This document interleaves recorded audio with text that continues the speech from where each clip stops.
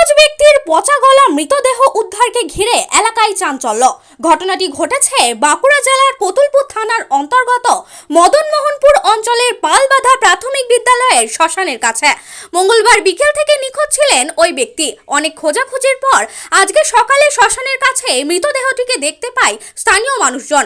মৃত ব্যক্তির নাম অনুপ বাগ, বয়স 60 বছর। ঘটনাস্থলে কতুলপুর থানার পুলিশ পৌঁছে পরিস্থিতি সামাল দিয়ে মৃতদেহটিকে উদ্ধার করে কতুলপুর থানায় নিয়ে যায় এবং পুরো বিষয়টি খতিয়ে দেখছেন। কি হয়েছিল? কে হয় আপনার? আমার স্বামী গো।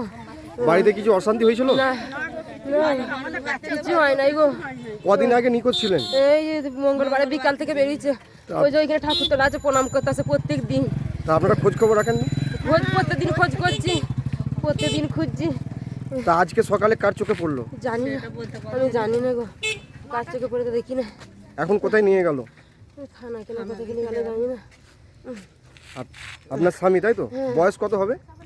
বয়স আছে নাম নাম অনুপ বাগ। ঠিক আছে।